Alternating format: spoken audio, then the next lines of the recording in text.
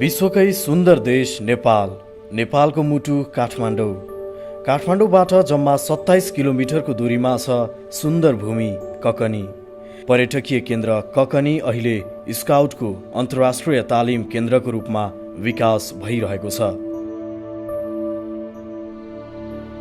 स्काउटले बालबालिकालाई चरित्रवान बनाउने र देशलाई जिम्मेवार नागरिक दिलाउने उद्देश्य राखेको हुन्छ। त्यस्तो उद्देश्य पूरा गर्न स्काउटहरूका लागि निरन्तर शारीरिक तथा मानसिक अभ्यासका गतिविधि आवश्यक पर्छन्। स्काउटलाई आफ्नो योजनामा सृजनशील, समाजमा अनुशासित, आफैप्रति आत्मविश्वासी र प्रकृतिप्रति दयालु बनाउन संसारका विभिन्न देशमा स्काउट सेन्टरहरू सञ्चालित छन्। तर अब हामी पनि गर्वका साथ भन्न सक्ने भएका छौँ, त्यस्तो अन्तर्राष्ट्रिय स्तरको तालिम केन्द्र हाम्रो नेपालमा पनि छ, जहाँ देशभित्रका मात्र होइन विश्वभरिका स्काउटहरू आएर तालिम लिन सक्छन् र आफ्नो क्षमता विकास गर्न सक्छन्। बालबालिका तथा युवालाई अनुशासित, नैतिकवान र स्वावलम्बी बनाउन सन् 1907 मा सर बेडेन पावेलबाट बेलायतमा सुरु भएको अभियान ठ्याक्कै 45 वर्षपछि अर्थात् विक्रम सम्वत 2009 सालमा नेपाल आइपुगेको हो। अहिले नेपाल स्काउटमा करिब 56,000 सदस्य सक्रिय रहेका छन्। दिन प्रतिदिन थपिँदै गएका सदस्यलाई सक्रिय र स्वावलम्बी बनाउन स्काउटका विभिन्न स्तरका निकायहरू सक्रिय रहँदै आएका छन्। तर संसारभरि विकसित हुँदै गएको स्काउट अभियानसँग हातेमालो गरेर अघि बढ्न नेपालमा पनि सुविधा सम्पन्न र अन्तर्राष्ट्रिय स्तरको तालिम केन्द्रको आवश्यकता खड्किएको थियो।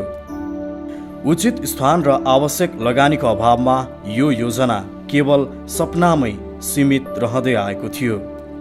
संयोगले नेपाल स्काउटका तत्कालीन सहप्रमुख आयुक्त तथा वर्तमान प्रमुख आयुक्त श्रीराम लामिछानेलाई लक्जमबर्ग सरकारले नेपालका लागि अवैतनिक वाणिज्य दूतमा नियुक्त गर्यो। त्यो बेलामा लक्जमबर्गका स्काउटहरू नेपाल आएर वातावरण सम्बन्धी काम, खास गरी वृक्षारोपण गर्न थालेका थिए। यही अवसरलाई सदुपयोग गरेर लामिछानेले लक्जमबर्ग सरकार तथा स्काउट संस्था ONGD फिनेलका अधिकारीसँग नेपाल स्काउटको तालिम केन्द्र स्थापनामा सहयोग गर्न आग्रह गर्नुभयो। नेपाल जस्तो सुन्दर देशमा स्काउटिङ विकास गर्न लक्जमबर्ग सरकार र त्यहाँको स्काउट संस्था तयार भए। यता ककनीको डाँडोमा प्रयोजनविहीन अवस्थामा रहेको 329 रोपनी सरकारी जग्गा तालिम केन्द्रका लागि उपलब्ध गराउन नेपाल स्काउटले सरकारसँग आग्रह गर्यो। यो जग्गामा 2049 सालसम्म बागवनी केन्द्र सञ्चालनमा थियो। तर विविध कारणले बागवनी केन्द्र बन्द भएपछि जग्गा अलपत्र पर्यो र त्यहाँका भौतिक संरचना पनि भत्किएर भग्नावशेषमा सीमित हुन पुगेका थिए। वन फडानी र उचित संरक्षणको अभावमा पहिरोले जग्गाको अस्तित्व नै सङ्कटमा पारेको थियो। त्यसैले सो जग्गाको संरक्षण गर्ने, हरियाली बढाएर सुन्दर बनाउने र राष्ट्रिय तथा अन्तर्राष्ट्रिय स्तरका तालिम सञ्चालन हुन सक्ने भौतिक सुविधा युक्त केन्द्र बनाउन जग्गा योगदान गर्न सरकार सहमत भयो। स्काउटका लागि भौतिक संरचनाहरू बनेपछि भविष्यमा त्यसको उपयोग पनि स्काउटिङमा मात्र होस् भन्ने चाहना लक्जमबर्ग सरकार र त्यहाँको स्काउट संस्थाको थियो। यसलाई सकारात्मक रूपमा सम्बोधन गर्दै नेपाल सरकारले ककनीको 329 रोपनी जग्गाको भोगाधिकार नै नेपाल स्काउटलाई दियो। यसरी विक्रम सम्वत 2061 सालमा सरकारले जग्गा स्काउटलाई हस्तान्तरण गरेपछि तत्कालीन शिक्षा मन्त्री हरिबहादुर बस्नेत र शिक्षा मन्त्रालयका तत्कालीन सहसचिव ल प्रसाद त्रिपाठीको उपस्थितिमा नेपाल स्काउटका तर्फबाट तत्कालीन इन्टरनेसनल जाम्बोरी साइट तथा ह्युमन रिसोर्स डेभलपमेन्ट सेन्टरका अध्यक्ष श्रीराम लामिछाने र तदर्थ समितिका अध्यक्ष पुष्पलता भट्टराई तथा लक्जमबर्ग स्काउटका तर्फबाट म्याक्स बेगाले सहमति पत्रमा हस्ताक्षर गर्नुभयो। टर्नकी अर्थात् संरचना बनाएर साँचो हस्तान्तरण गर्ने सहमति अनुसार लक्जमबर्गले आर्थिक सहयोग मात्र गरेन, उनका प्रतिनिधिको प्रत्यक्ष नेतृत्वमा तालिम केन्द्र निर्माण पनि सुरु भयो र अलपत्र परेको क्षेत्रको मुहार हेर्दा हेर्दै नै परिवर्तन भयो। पहिले जहाँ पहिरो गएको थियो त्यहाँ अहिले हरियाली छ, जहाँ भग्नावशेष थिए त्यहाँ अहिले सुन्दर भवन बनेका छन्, जहाँ जान पनि डर लाग्ने अवस्था आएको थियो त्यही ठाउँ अहिले पर्यटकीय हिसाबले पनि आकर्षक गन्तव्य बनेको छ। यस आयोजनाको सुरुवातदेखि अन्त्यसम्म खटिएर लक्जेमबर्ग स्काउट ONGD फिनेलका तत्कालीन उपाध्यक्ष पल गेटिट्सले अर्थ सङ्कलन तथा संरचना निर्माणमा विशेष भूमिका निर्वाह गर्नुभयो। नेपाल स्काउटका राष्ट्रिय तालिम आयुक्तद्वय पार्वती गिरी र कमल देउजा, अन्तर्राष्ट्रिय आयुक्तद्वय मन्जु अर्याल र गुन्जबहादुर श्रेष्ठ तथा राष्ट्रिय सचिव वासुदेव भण्डारी र निर्देशक गौतम अधिकारी रहेको समितिले हाल ककनीको व्यवस्थापन हेरिरहेको छ। त्यसै गरी ककनी तालिम केन्द्रको निर्माणदेखि नै अनवरत रूपमा खटिनु भएका प्रोजेक्ट म्यानेजर केशव बोहराले केन्द्रलाई व्यवस्थित रूपमा सञ्चालन गरिरहनु भएको छ भने उहाँलाई केन्द्रका कर्मचारी कृष्णबहादुर तामाङ, शुक्रबहादुर तामाङ, दिनेश तामाङ, सुकराज लिम्बू, कान्छामान तामाङ र कान्छी माया तामाङले सक्रियतापूर्वक सहयोग गरिरहनु भएको छ। अहिले ककनीको अन्तर्राष्ट्रिय तालिम केन्द्र परिसरमा देश तथा विदेशका स्काउटहरू आएर विभिन्न सृजनशील तथा साहसिक गतिविधि गरिरहेका छन्। विभिन्न क्षेत्र र समुदायका स्काउट एक आपसमा मिलेर एउटै सुन्दर बस्तीमा जस्तै घुलमिल हुने गरेका छन्। यस केन्द्रमा 45 जना क्षमताको आवास भवन छ भने 500 जनाले एकैपटक टेन्ट लगाएर बस्न सक्ने खुला ठाउँ छ। यहाँ राखिएको सोलर इनर्जीबाट ककनी तालिम केन्द्र विद्युतमा आत्मनिर्भर छ।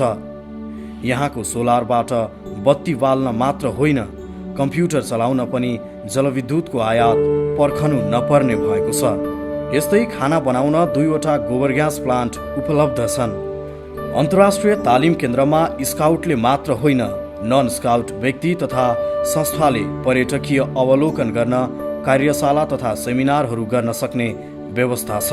एकैपटक करिब 100 जनाले भाग लिन सक्ने गरी सेमिनार हल बनाइएको छ। स्काउट तथा नन स्काउटलाई स्वागत गर्न रिसेप्सन, कार्यक्रम गर्न सेमिनार हल, खाना खान डाइनिङ हल, आराम गर्न डर्मिटोरी र अवलोकन गर्न सुन्दर दृश्य उपलब्ध छ। त्यसैले त सन् 2013मा 20,000 आगन्तुकहरूले यो तालिम केन्द्रको सुविधा लिएका छन्, जसमा 12,000 त स्काउट मात्रै थिए। यो सङ्ख्या दिनानुदिन बढ्दैछ। यसको आय स्रोतबाट ककनी तालिम केन्द्र अब आत्मनिर्भर बन्ने बाटोमा अग्रसर भइरहेको छ। स्काउट तथा आगन्तुकहरूले बेला बेलामा वृक्षारोपण गरिरहेका छन्, जसले गर्दा ककनी अन्तर्राष्ट्रिय तालिम केन्द्र परिसरमा 1 लाखभन्दा बढी बिरुवा हुर्कदै गरेका छन्, जसमा करिब 20,000 त स्याउ, नासपाती, आरु बखडा जस्ता फलफुलहरूका छन्। त्यस्तै यहाँ चियाको सुन्दर बगैँचा पनि तयार भइसकेको छ। अहिलेसम्म नेपालका मन्त्री तथा उच्च पदस्थ सरकारी अधिकारीहरू, नेपालका लागि विदेशी राजदूतहरू, लक्जेमबर्गका वातावरण मन्त्री तथा विश्व स्काउट सङ्गठनका वरिष्ठ पदाधिकारी लगायतले वृक्षारोपण गरी ककनी तालिम केन्द्रको गरिमा बढाउनु भएको छ। सामान्यतया एकपटक वृक्षारोपण गरेपछि ती बिरुवाको अवस्था के भइरहेको छ भन्ने रोप्ने व्यक्तिलाई पनि थाहा नहुने परम्परा छ। आफूले रोपेको बिरुवा हुर्काउने जिम्मा लिने र त्यो बिरुवा हुर्किएको, फुलेको, फलेको हेर्न पाउने अवसर पनि ककनी तालिम केन्द्रले दिइरहेको छ। त्यसको सुरुवात गर्दै नेपाल स्काउटका प्रमुख आयुक्त तथा विश्व स्काउट एसिया प्रशान्त क्षेत्रका प्रथम उपाध्यक्ष लामिछानेले आफ्नो परिवारको तर्फबाट 2वटा वृक्ष रोपी तिनको सम्वर्धन गर्न आर्थिक स्रोत पनि तालिम केन्द्रलाई हस्तान्तरण गरी यो स्पोन्सर प्लान्टेसन अभियानको सुरुवात गर्नुभयो। यो कार्यक्रममा हालसम्म 15 जना विदेशीहरू र 4 जना नेपाली सरिक भइसकेका छन्। यस कार्यक्रममा सहभागी हुन नेपालीको लागि 4,000 रुपैयाँ र विदेशीको लागि $100 तिर्नुपर्ने व्यवस्था छ। यो प्रक्रिया अझ व्यापक बनाउने योजना अन्तर्राष्ट्रिय तालिम केन्द्रको छ। वर्ल्ड स्काउट अर्गनाइजेसनले scout centre for excellence of nature and environment अर्थात् सिन सेन्टरको रूपमा ककनीलाई पनि मान्यता दिइसकेको छ। यही सकारात्मक सन्देशले स्काउटका विभिन्न स्तरका अग्रजहरूले ककनीको भ्रमण गरिरहेका छन्। त्यस्तै नेपालका विभिन्न जिल्लाका स्काउटदेखि boys scout of America, Finland, Luxembourg, united kingdom, Germany, France, अस्ट्रेलियासम्मका स्काउटले ककनीलाई आफ्नो अध्ययन केन्द्र बनाइसकेका छन् र ककनीको विश्वव्यापी प्रचार बढ्दै गएको छ। यो स्काउटको लागि मात्र होइन, सिङ्गो नेपालकै लागि गर्वको विषय बनेको छ। 216 देश तथा उपनिवेशमा पुगिसकेको स्काउटका राष्ट्रिय तथा अन्तर्राष्ट्रिय तालिम केन्द्रहरू धेरै देशमा छन्, तर प्राकृतिक रूपले सुन्दर र भौतिक रूपले व्यवस्थित ककनी जस्ता तालिम केन्द्र थोरै देशमा छन्। यसलाई संरक्षण र सदुपयोग गर्दै अझ सुन्दर र समृद्ध बनाउने अभिभारा हामी सबै स्काउट तथा स्काउट प्रेमीको काँधमा आएको छ।